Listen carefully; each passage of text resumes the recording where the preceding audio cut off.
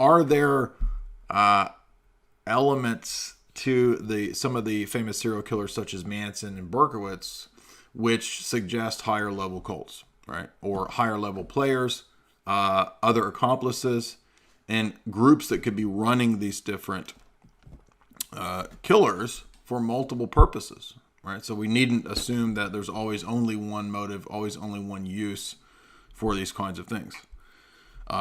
What will appear to be the case is that in many instances, they have accomplices, they have high-level connections, they have high-level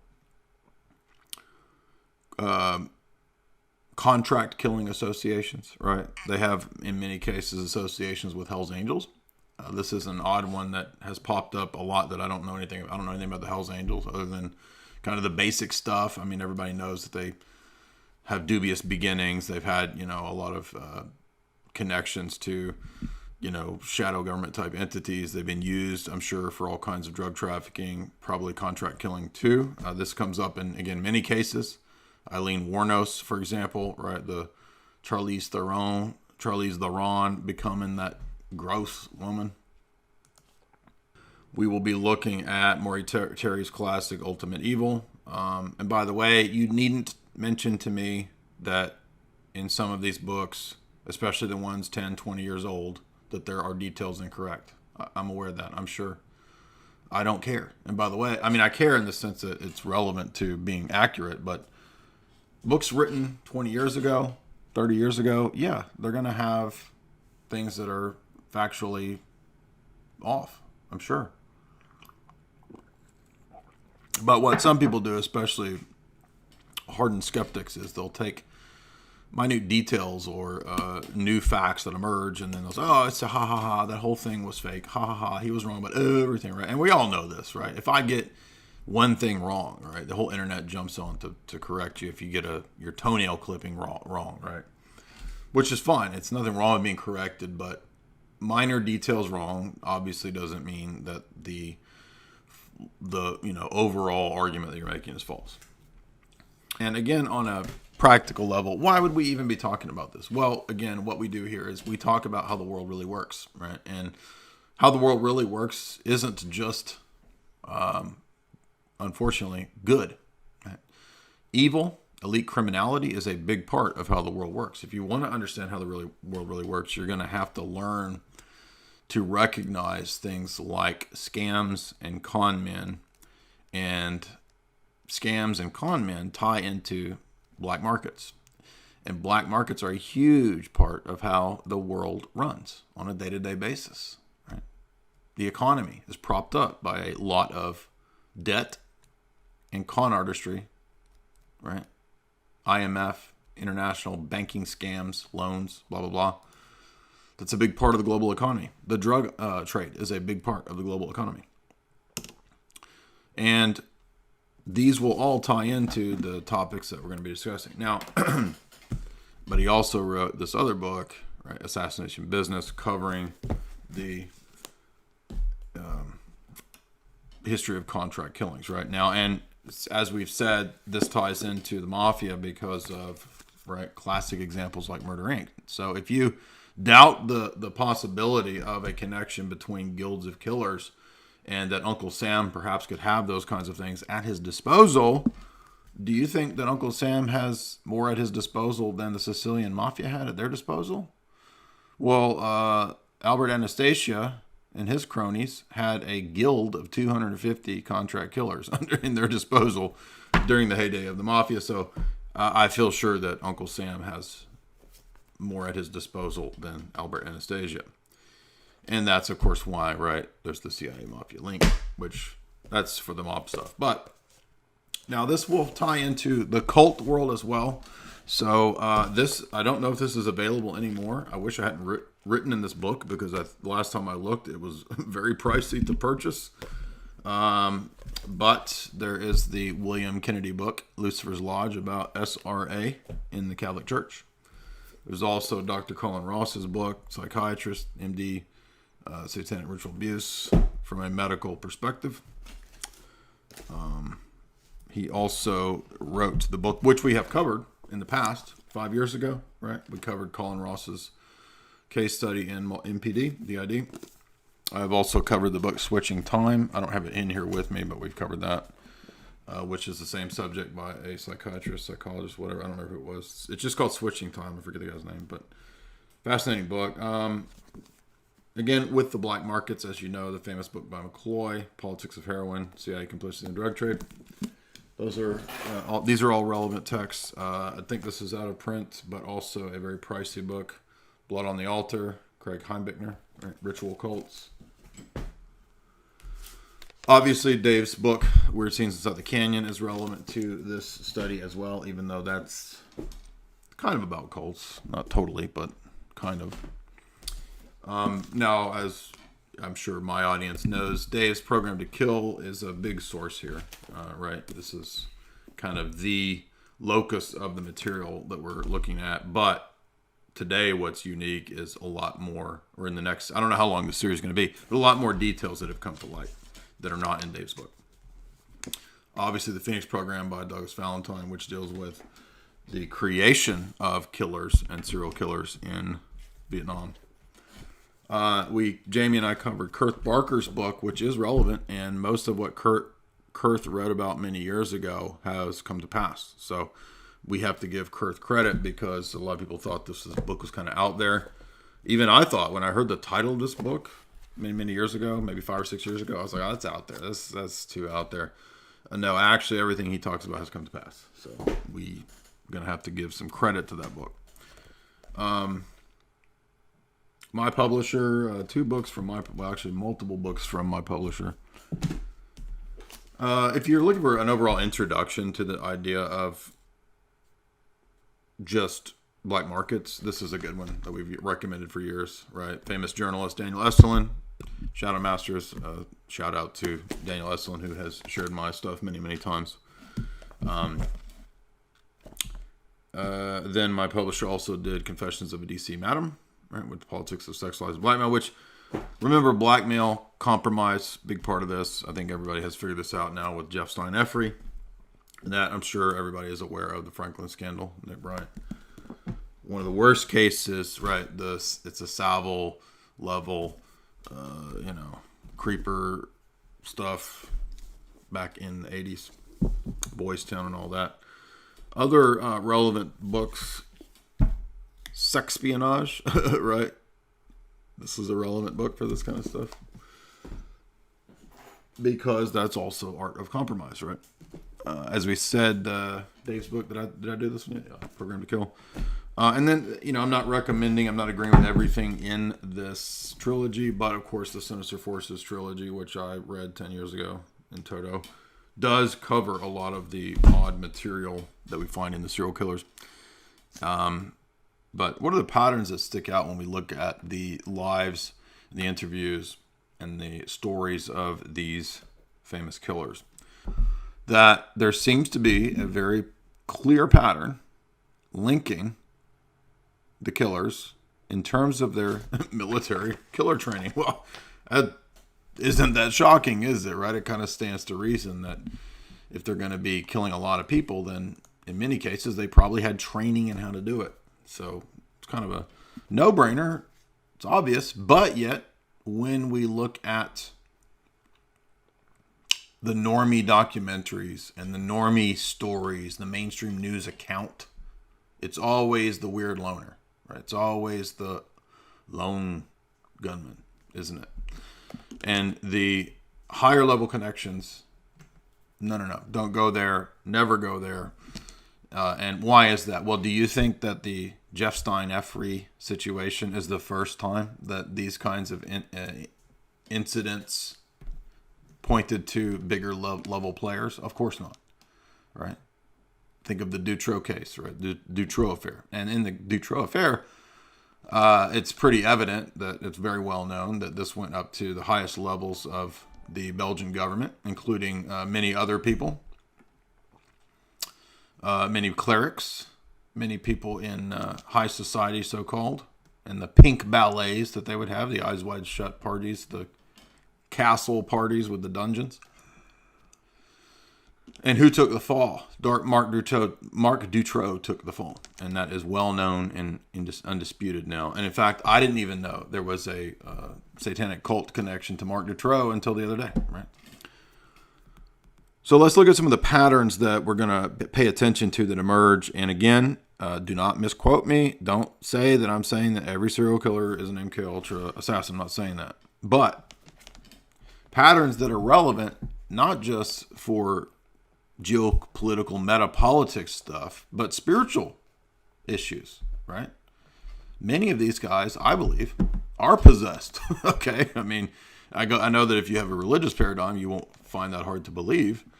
But does the mainstream media, when they account for this stuff, do they ever talk about the demonic? No. Did you know Jeffrey Dahmer had an altar that he planned to build out of skulls? His Black Power altar? I'm not joking. That he thought that eating the victims gave him magical power. Most people don't know that. Most people don't know that Berkowitz, supposedly, if Berkowitz did it, when one of the letters, Son of Sam letters, he drew Crowleyan symbols. Most people don't know that. So there's all kinds of details like this that are all over these cases, especially when it comes to Satanism and the occult, that is just, it's just treated like, oh, it doesn't matter. That's incidental. Doesn't mean anything. Meanwhile, police in the 80s and 90s actually put out instructional videos on how to recognize. Stream good? It says the stream cut out. Are we back? And we're going to see that the occult in the elements of many of these killers it's maybe mentioned in passing, right? The mainstream media will just kind of mention, oh yes, and he found a fascination in the occult, blah blah blah. They'll just sort of breeze past it, but it's so prevalent in many of these cases that they can't totally ignore it. In many of the cases, it's covered up and totally ignored, right? Like Dahmer. Apparently, there are multiple arenas of occult connection to the Dahmer, and this has been completely ignored. You really have to dig for this. All right, so the first is the weird PRON and the prevalence of the filming of the acts for the sniffable tobacco, right? If you know what I mean. SNUF, right? These are prevalent in many of these cases, and they are filmed in many of these cases, and that is on record. I don't have any interest in any of seeing any of that. I'm just saying that in the news reports and the news accounts, in the accounts and documentaries that do cover these events, that does come up. And do you hear about that? No, you don't. The relationship of many of these killers to networks of contract killing.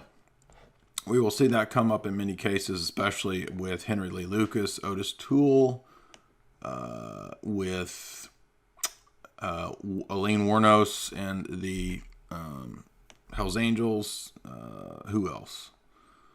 Right. And now, in many cases, that's known to be a connection, but in many cases, it's also probably a big part of the story that nobody has been told or knows. And in fact, again, in the case of the Candyman and John Norman and Gacy, right, through the character of Paskey, connections have been made between these characters to actually discover a network. And that's one of the big pieces of data that's come out in the last few years. And that's on record. That's the detectives on the case. You can find the local news clips that have actually covered this. And that's pretty big, right? In many cases, these events connect to things that are not just local or statewide, but international or national. Right? In other words, figures in one event will have a direct connection to figures in killings in another event.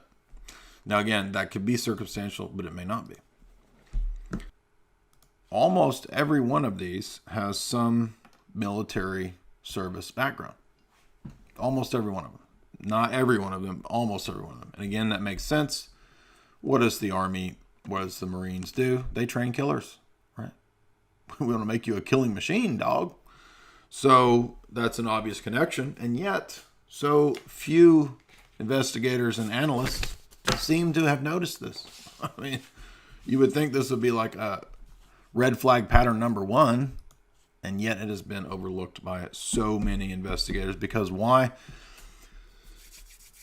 Well, there's obviously pros to inductive information, data, and research, right? Obviously, no case can occur or be prosecuted or analyzed apart from the hard evidence and data. But I'm going to give you a little insight here. Most people don't think on a big scale. They don't think on higher level connections. They don't look at things at a meta level. They focus on empirical data. And empirical data it's necessary. But guess what? The top-down approach, right? The big picture is also just as necessary as the bottom-up inductive empirical data is. You can't even have one without the other. In many cases, then, we see not just a military connection, but in many cases, we do, in fact, see documented MKUltra connections, and hence participation in the LSD experiments. Four big guys right off the bat that you probably didn't know are confirmed members of MKUltra experimentation and testing. Ted Kaczynski, Whitey Bulger, Gary Heidnik, and now Berkowitz, I don't know for sure that he was doing MKUltra, but during his military service period, he was doing huge doses of acid, and I'll show you the news clips on that. And there's more, by the way. But here's 4 serial killers directly connected to MKUltra on record, not even disputed. Except for the Berkowitz one. I mean, if during your military time you are heavily dosed with acid, I mean, I'm assuming that you were probably part of MKUltra. So the CIA military contract killing type stuff will pop up. There's some really crazy stuff with Dahmer that comes up that not many people have keyed into. Dave did. Again, connections to cults, connections to the satanic, and connections to mind control cults. Okay, that's going to be a theme that comes up in many, many cases, right? Not all, but many. In fact, some of them, like Dahmer and like Israel Keys, literally speak that way. They're like, oh, I wanted to, do rituals to get magical power. Another consistent feature that is similar to the MPD, or not the MPD, the military and the CIA connections is the prison industrial psychiatric complex. Many of these characters will spend time in psych wards, mental wards, and in military psych wards. Yikes. This is where it gets really scary. Right? This is the really creepy stuff. Many of them, now here's what's one of the most interesting. In almost every case, there's some point where, not every, but in almost many of them, most of them, the phrase had accomplices comes up. And one reason for that is that in a lot of these guys' cases, this is a lot of numbers, right? This is like high numbers of people. And there's different reasons why that might be. There might be a network that exists like Murder Inc., right, to do contract killing for different criminal assets.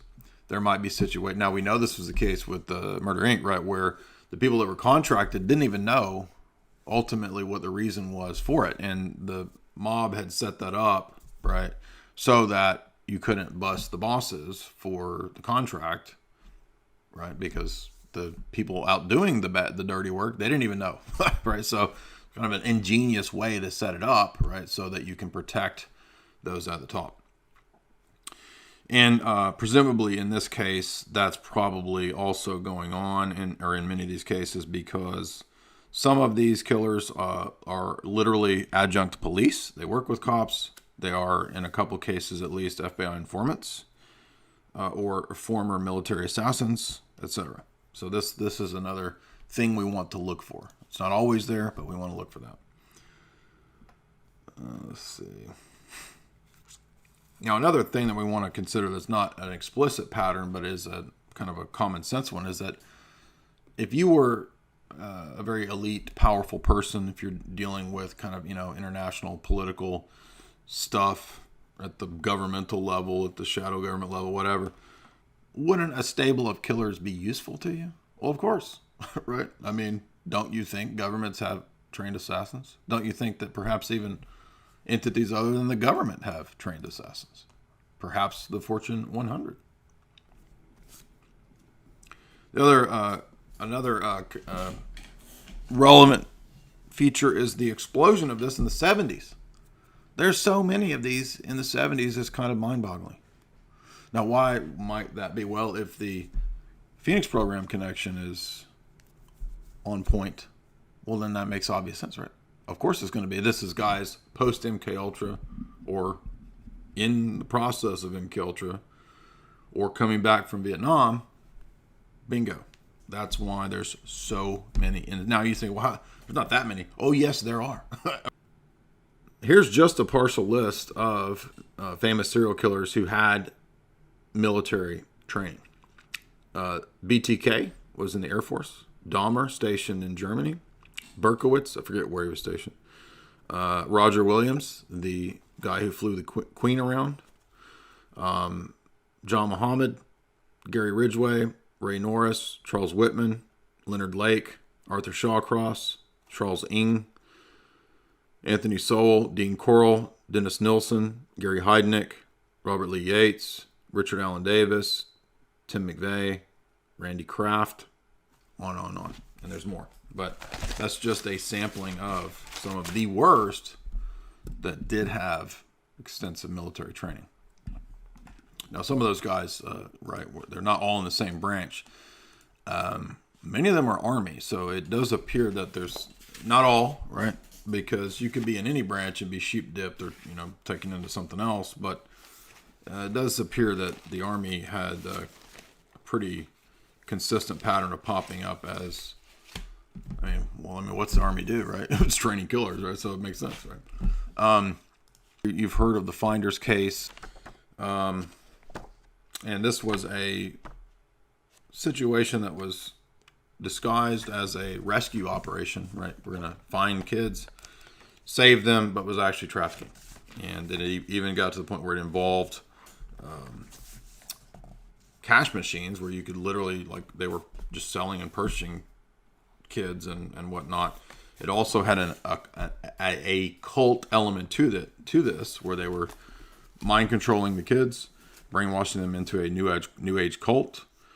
And it even ties directly to the Larry King, Craig Spence, Franklin cover-up operation, which, by the way, that was all poo-pooed as conspiracy theory until last year. As everybody knows, the FBI declassified their Finders and McMartin information.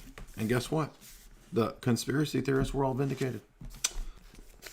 The Finders was using Air America as one of their trafficking means. As if you don't know, Air America was the CIA drug airline. And even included a mind control facility.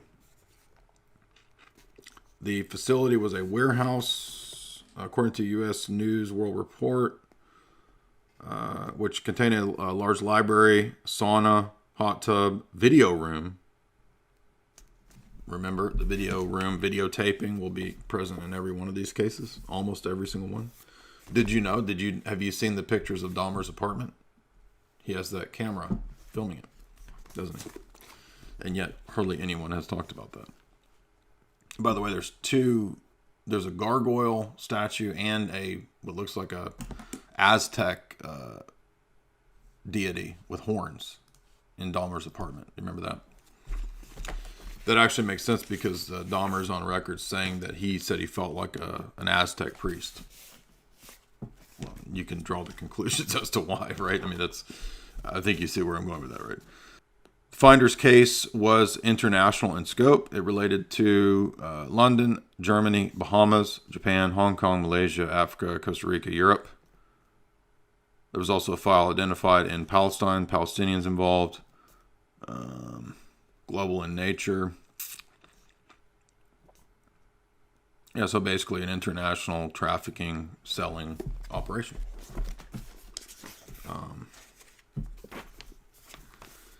It appears there is a connection or similarity of the pattern of finders to the Dutroux case. So very similar situations there.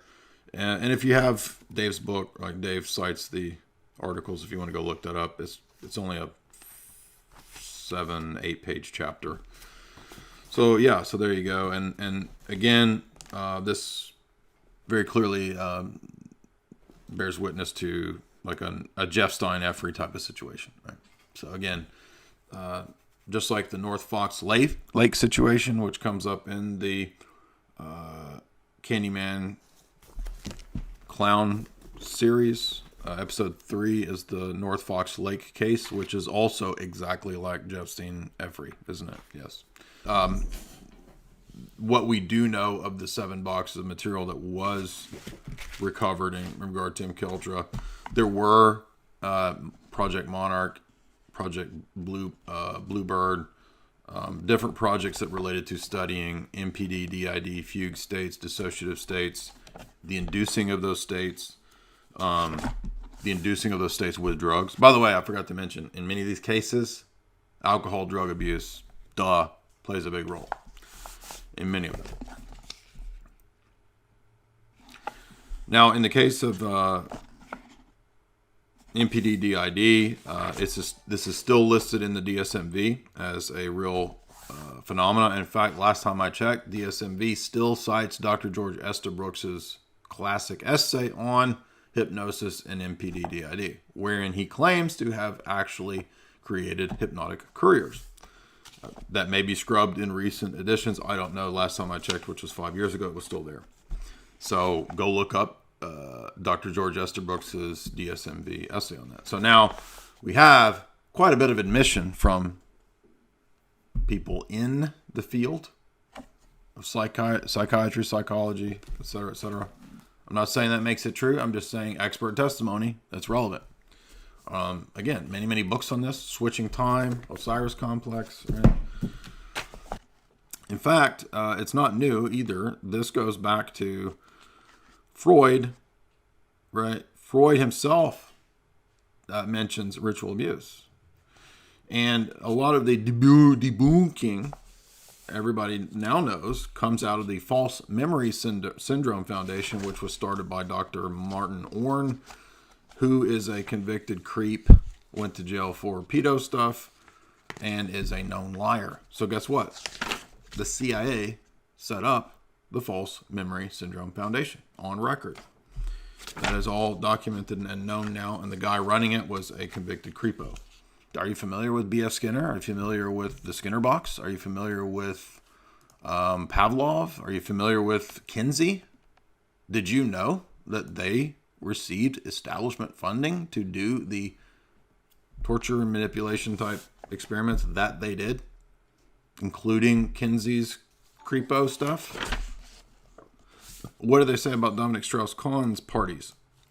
Oh, they were Eyes Wide Shut style parties. All right.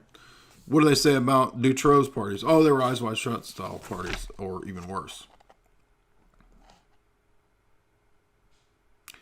And who attended these high society, quote unquote, they're called pink ballet parties? Oh, it just happens to be all of the elite in Belgium, including high-level Roman Catholic clerics and royalty. Ha, shocker, right? It's almost like what Kubrick put in Eyes Wide Shut is really goes on. It's almost like that's real or something. Well, it is, and that's why Dave gives other examples. There is a cult out of Latvia. I don't even remember this. The Abraxas cult out of Latvia, and you'll know that that's a Gnostic deity, Abraxas. And that cult was engaged in these kinds of activities. And I think, he says that this has a connection to Dutroux as well. And he's just citing London Telegraph, BBC articles for these events. You can dig those up if you want to. And there appears to be a network very similar to the Jeff Stein Effrey stuff that was connected to Dutroux, his circles that stretched to Scotland, to Italy, to Portugal, and included famous TV correspondent out of Portugal who was known as Mr. TV. I don't know who that is. I don't watch as much Portuguese TV as I used to. But you get the point, right? It's that Dave begins the book by talking about this going on. Then he mentions other cases. Acapulco Resort, pedo ring. He mentions priests being involved in that, Roman Catholic priests. He mentions cases in Berlin. He mentions the network of the Wonderland Network online. Operation Avalanche, which busted a lot of these people, which were probably just low-level people being busted. And then cases that abuse that stretches to the pop stars. I can't read my notes. 20 unsolved killings related to Dutroux, I think is what my note says. So apparently there was the point being is that a lot of these cases, they don't even solve all the murders, right? And that's another big point in Dave's book is that there can be multiple things going on here, right? There might be a situation where a whole lot of murders are pinned on one guy, and he might have done a few of the murders, but it's pinned on him because maybe the police station just wants to close a bunch of cases. Maybe they want to pin cases that are suggestive of police corruption on one guy. Maybe they want, or maybe you can have a case which he calls haystacking, which is one person in a lineup of 20 people that are killed is actually the person that's the target. But if 20 people are killed and only one of them was the target, you can't figure out the motive and figure out that it was a contract killing because it just appears to be a mass murdering spree, right? But actually one person was the target. So again, many cases like this. Right, we have the Presidio case. We have the Michael Aquino comes up. Now, in the reason we're going to look at Henry Lucas and Arthur Shawcross is because there's some really standout elements in these cases that point to the things that we're interested in terms of higher level connections. And with Henry Lee Lucas and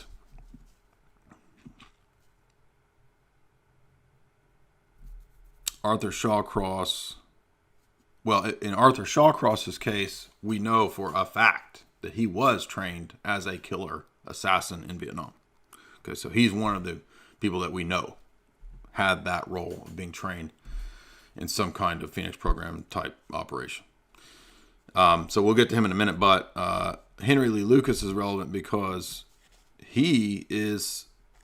I'm pretty sure this is documented now. I mean, we know the cult is real. Some of the testimony about his role is on his own word, but it's very plausible.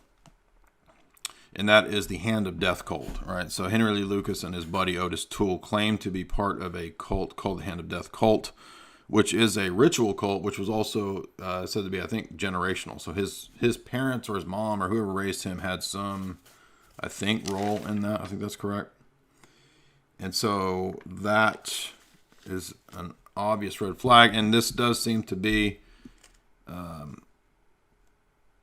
connected to contract killings. Okay, so there's a tendency in the cases that are supposed to be Hand of Death cult of contract killing. And keep in mind that they're not all contract, because these guys love to kill, right? So there can be both things going on.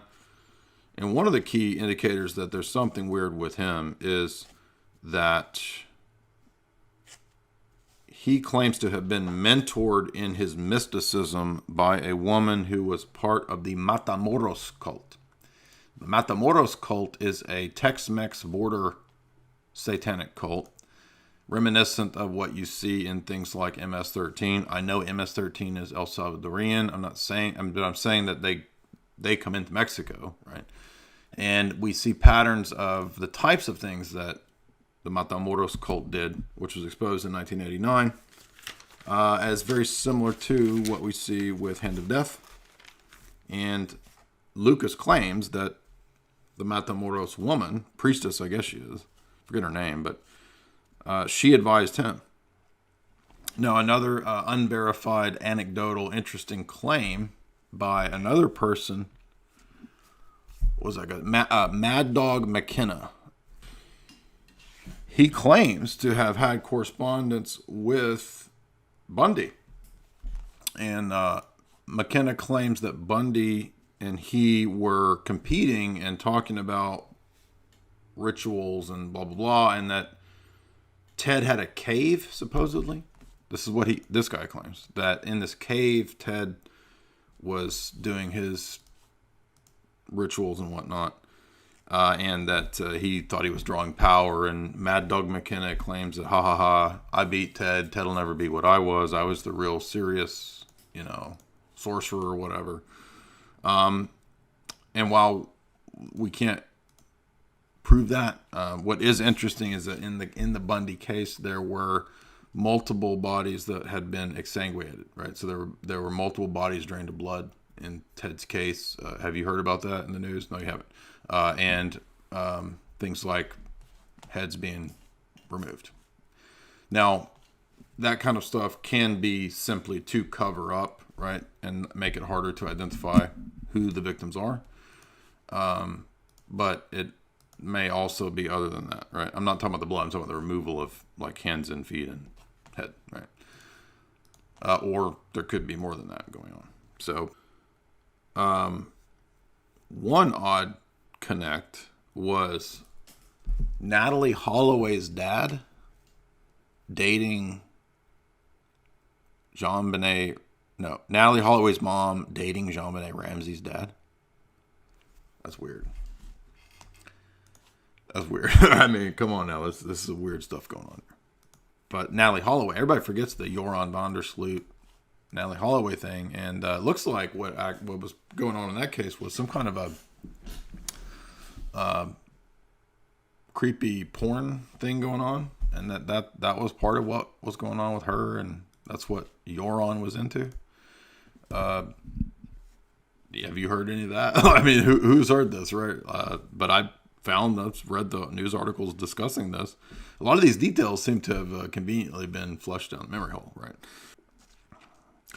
Lucas, again, back to Henry Lee Lucas, claimed to be trained by this Hand of Death cult, claimed to also be kind of used as a hitman. Lucas claims that many of the killings that appear to be random were actually planned by the military or by hit teams. And if it was just that guy claiming that, we might think that, okay, well, so what? Who cares what you think? But guess what? We do, as time goes by, Hand of Death cult branches pop up in other areas of the country.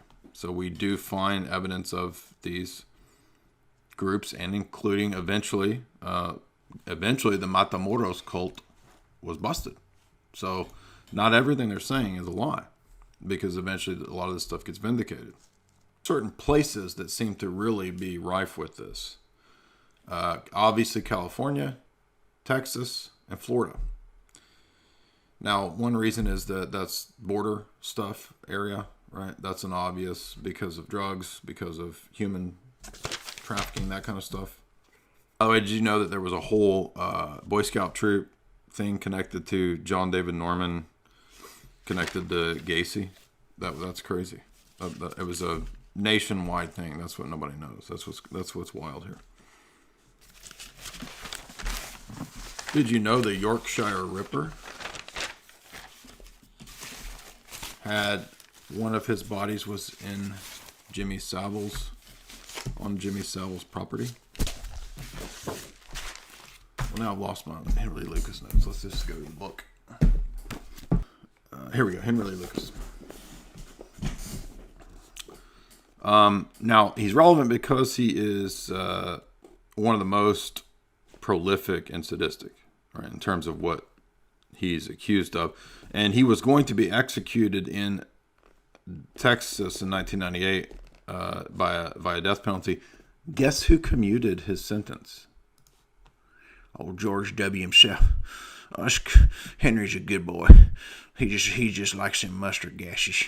Yes, George W. Bush, Christian president, commuted the sentence of the worst of the worst. Interesting. Wonder why he would do that. Unlike Charlie Manson or Bundy, nobody really cared to be a groupie for Henry Lee Lucas because he was a weirdo and a creep, right? It's just gross. That pardoning is very relevant, I think. Now, what's interesting is that there seemed to be at this time a connection between the Matamoros cult out of Juarez and the Texas Rangers in terms of contract killings, and his cult, which stretched to the Florida Everglades. Following his training as a Texas Ranger, I think. Yeah. Henry Lee Lucas claimed that he went to serve the cult, Hand of Death cult, as a contract killer and as a kidnapper. Noticing a pattern here. Procurer, which he delivered people to a ranch in Juarez. And this is the Matamoros cult.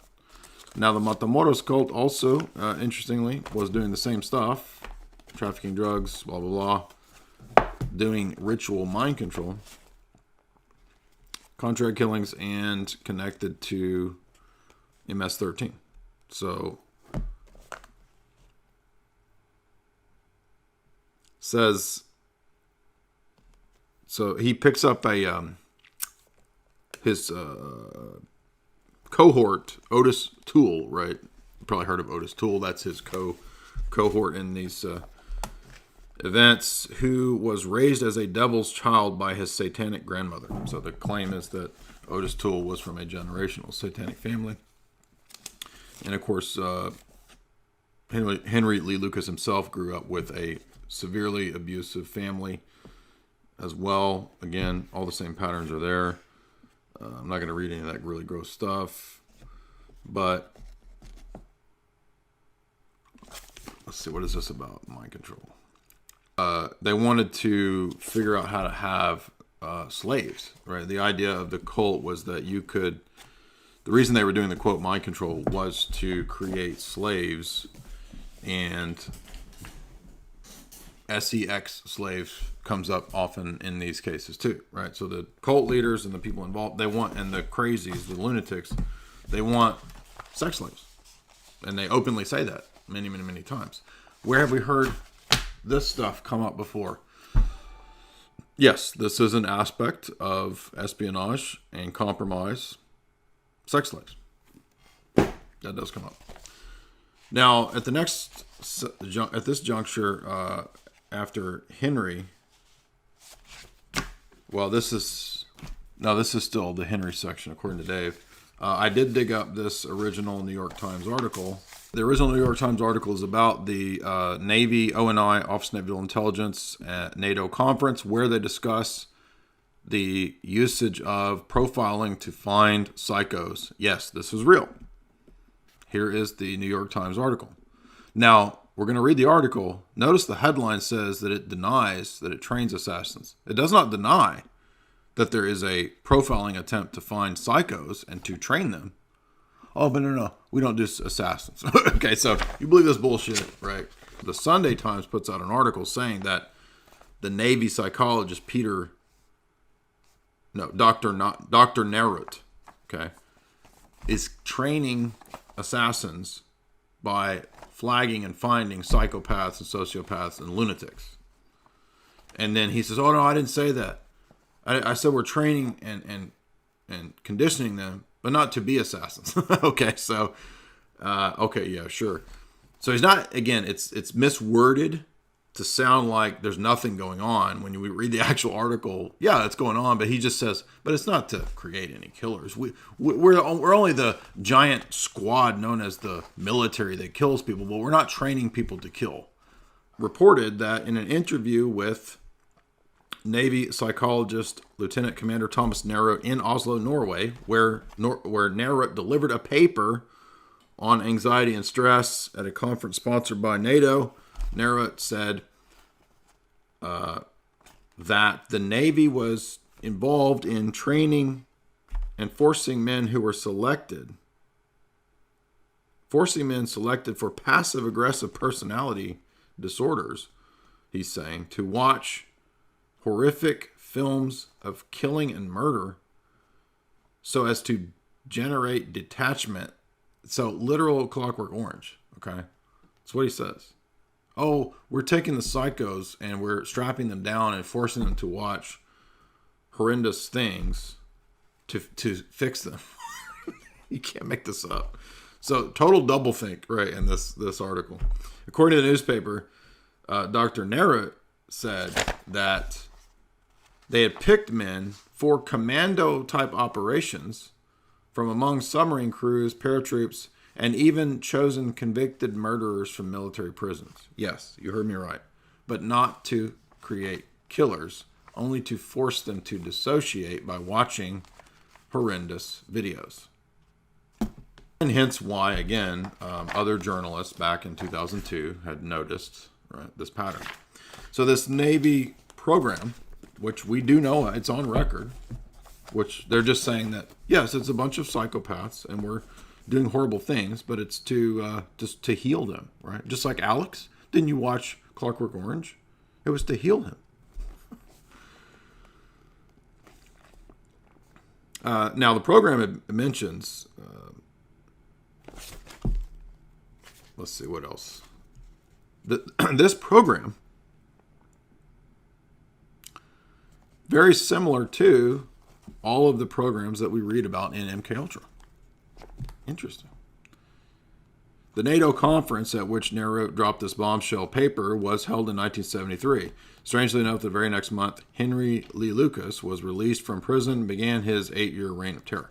Strangely enough, also, during this prior 10-year prison stay, Henry spent 4.5 years in a mental institute. During this time in the mental institute, Lucas received intensive drug and electroshock treatment. Another pattern that will come up. They spend time in the mental wards and they undergo the electroshock and they undergo drug treatments, which never ever fixes them, right? During this time, he complained about the voices that began to speak to him day and night. And then he commenced upon his killing spree. And in fact, Dave mentions also books that we've covered. He mentions Walter Bowert's book. He mentions War on the Mind. Okay. Dr. Nerot overestimated the interests of the various committees in terms of what he presented in his paper. After making his unauthorized comments that were reported in the Sunday Telegraph, he promptly disappeared from public view. He reappeared briefly to make a feeble attempt to retract the statements. That's what I just read from the New York Times. But it was already too little too late.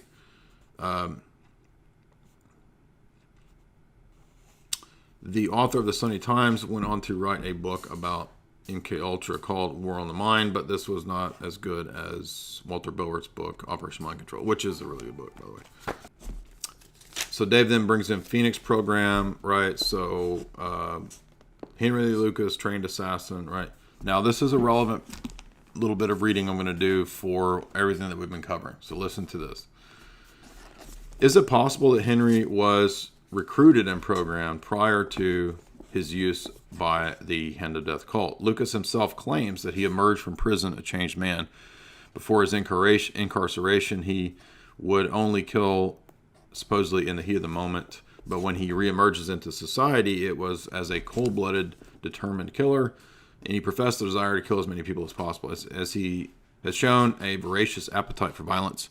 So this made him a very attractive candidate for some kind of assassin program. Indeed, Henry Lee Lucas is the kind of man who would be considered a valuable asset for this kind of killing. For anyone who doubts that the CIA could be involved in or interwoven with other agencies that would recruit people for this, it is important to remember that that we are talking about agencies that have recruited some of the most infamous killers, Klaus Barbie, Mengele, Otto Skorzeny, Galen, right? Famous assassins. And also to remember organized crime figures who worked with the intelligence community, such as Lucky Luciano, Meyer Lansky, Santos Trafficante. Where have you heard? Oh, yes, we just covered that, didn't we? Or against the numerous thugs that the CIA propped up and even training killers in the death squads. You know, School of the Americas, death squads. In the company of such men, Henry would just be one of the boys, no less valuable an asset than Dan Mitrione, the CIA torture aficionado who was the boyhood friend of Jim Jones. Mitrione, known for having homeless persons kidnapped and abused, blah, blah, blah. I'm going to skip that gross stuff. Frank Sinatra and Jerry Lewis flew into his hometown and performed a benefit to raise money on behalf of such a great American as Dan Mitrione.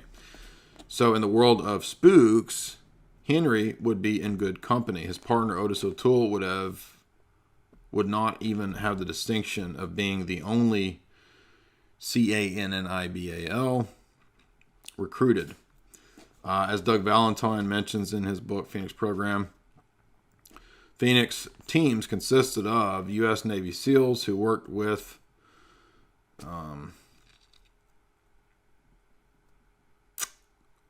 criminals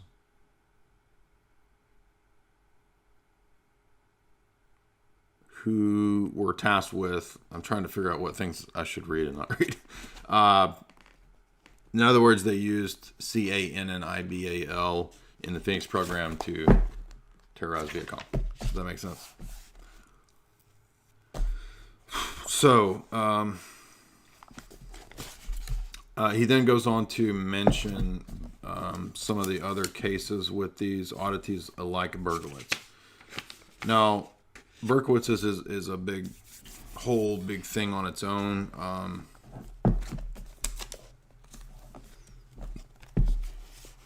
Maybe in passing, what I'll say about Berkowitz, or maybe as a kind of rough introduction, is to point out what I mentioned earlier, the occult elements that are often passed over with regard to Berkowitz. So, first thing about Berkowitz is, let me find, here's an interesting tidbit. This is one of the Berkowitz elements or letters, supposedly. And then what do we know? Well, there's an OTO. Isn't that interesting? Yeah, that is interesting. Now, do I know for sure that that's the cult that Berkowitz was in? Not necessarily, but what does emerge is that Berkowitz claims that he was part of a higher level cult that was involved in not just ritual occult stuff, but also hits, right? Hit team type thing. And there's a direct connection between the philosophy and theology of the Berkowitz cult, whatever cult he was in, and the Process Church of the Final Judgment and Manson.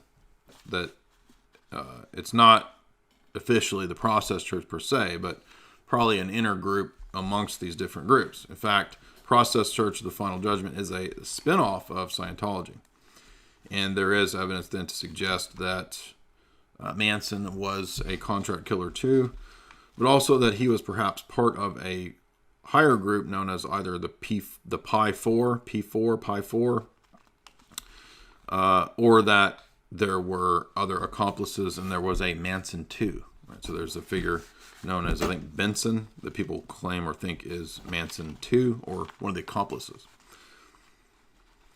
Some of the odd political connections in this case that pop up is the fact that Sharon Tate and Roman Polanski, well, they just happen to be the campaign managers for RFK. What? Yes, we get even Kennedy level stuff here. And a lot of people forget that Manson achieved, when he, I believe, at one of his prison stays, achieved the Theta Clear level of Scientology.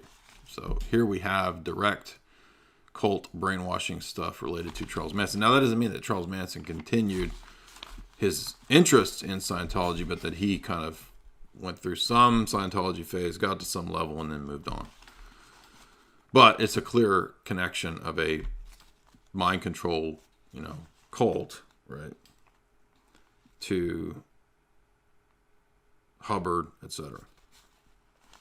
Now, one of the murders that relates directly to Berkowitz and this to the son of Sam and all this kind of stuff is the Arliss Perry murder, which is a ritual satanic murder at Stanford University in 1974.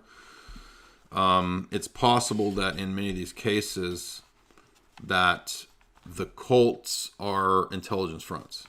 Now, not in every case, and not every cult is run, but in many, many, many cases, we're going to see a pattern here too of the cults. Remember this: the cults don't just function as organic, weird believing cults. They function as tools for higher powers, and that's the thesis here. And so we will notice that, especially perhaps there is evidence of this in the Order of the Solar Temple, the French cult. That guy was doing money laundering at a very high level. There's some really obvious weird things going on with the Raelian, right? And that he's a former race car driver. A millionaire race car driver starts his space cult.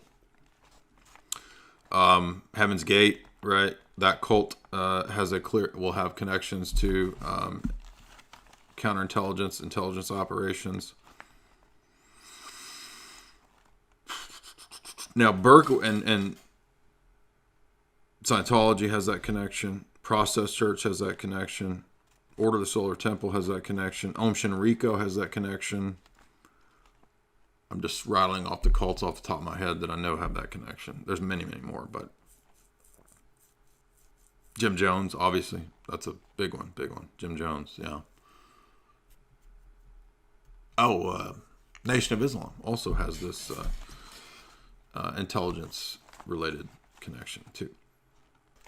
Let's see. So another example of CIA-connected cult is Unification Church. The Moonies have a lot of CIA connections. In fact, the Washington Times changed hands between Bush Sr. and the Moonies. Reverend Sun Myung Moon and Bush Sr. were business connected. Interesting. And once again, we'll see there is also a Unification Church connect here with Berkowitz and the claim of the higher level of group of the power structure that Berkowitz is referring to. Berkowitz says that there was a cult leader above him and perhaps Manson. Now, according to the vantage point of Maury Terry, the purpose of this cult was to produce certain types of erotic art, we'll say. Illegal erotic art. And also to have a means for trafficking drugs, women, and more. And the filming of sniffable tobacco, if you know what I mean.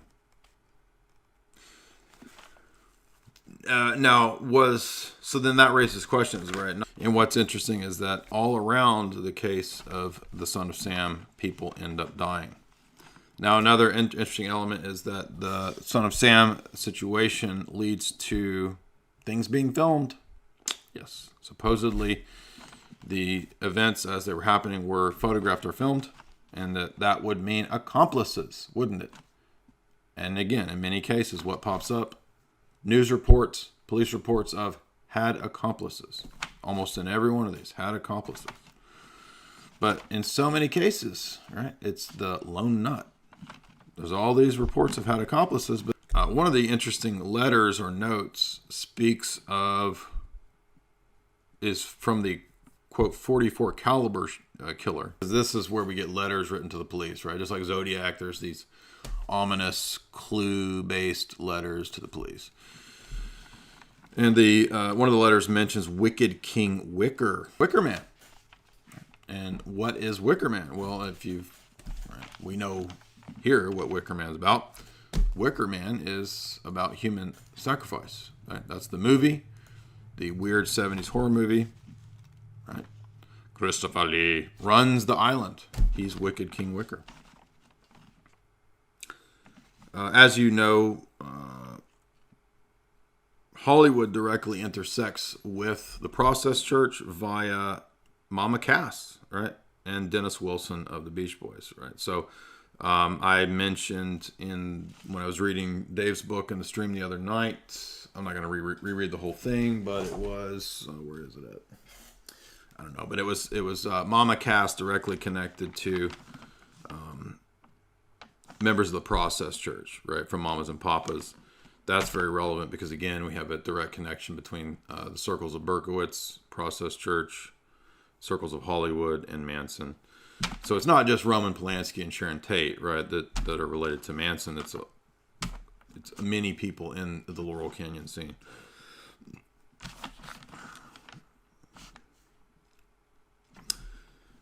So it would appear that these higher level people directly related to the Process Church, at least part of this theory goes, the Maury Terry theory goes, that Manson and Berkowitz took the fall for the higher level stuff being run by people from the Process Church and whatever their secret inner group is.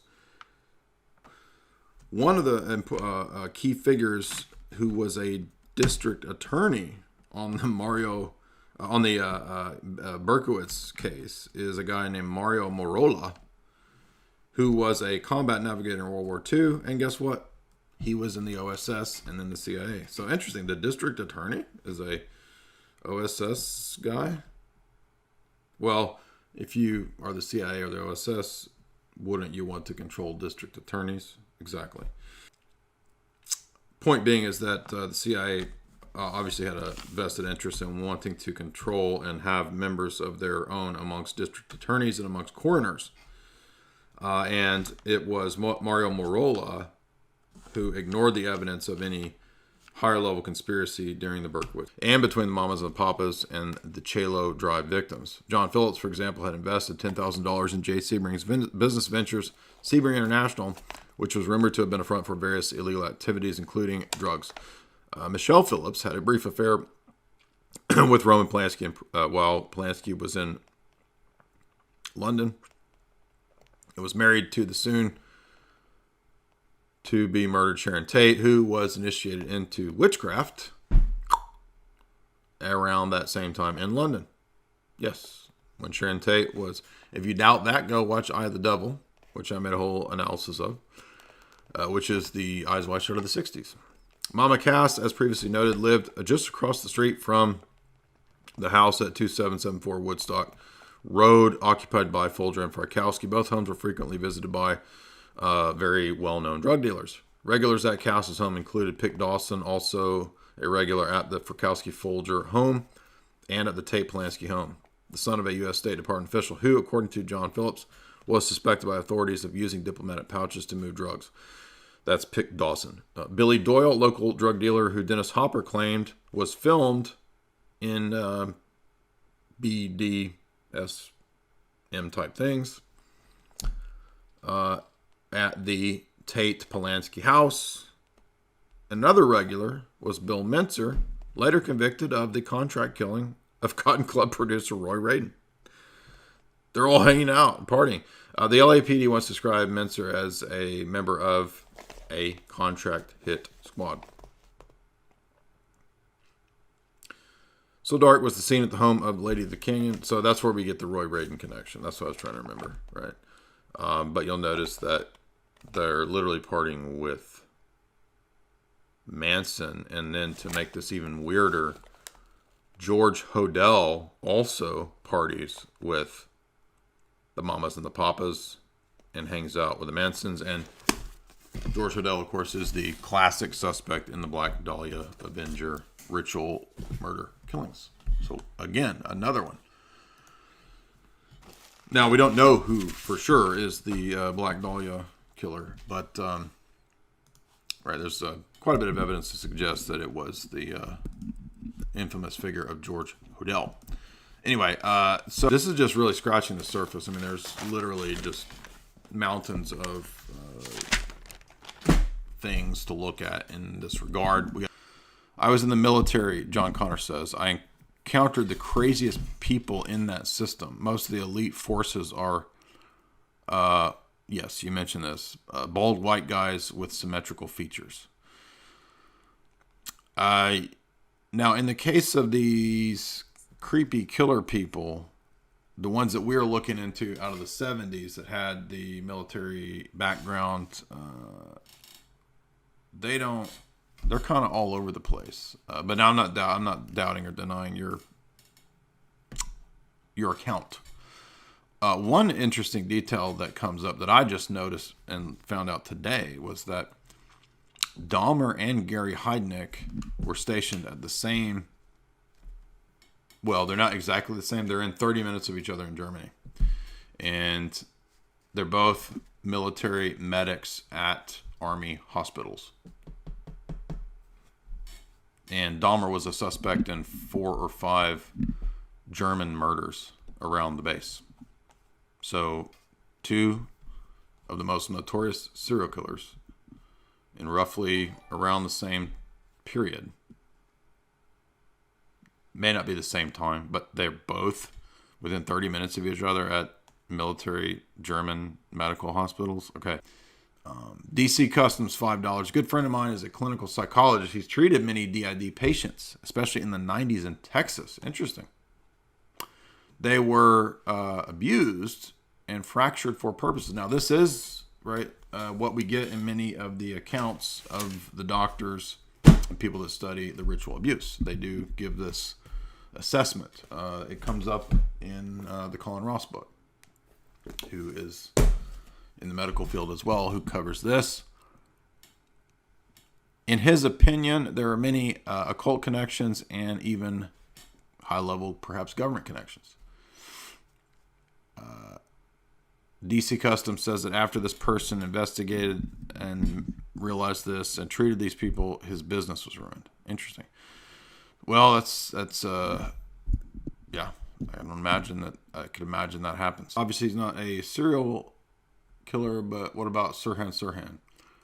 Well, the obvious things, right, are the claim of hypnosis and the claim in his time as a Rosicrucian, right? So this is well known that Sirhan gets into the occult. He gets involved in Rosicrucian societies and claims to not recall what happened and claims that perhaps he was mind-controlled, right?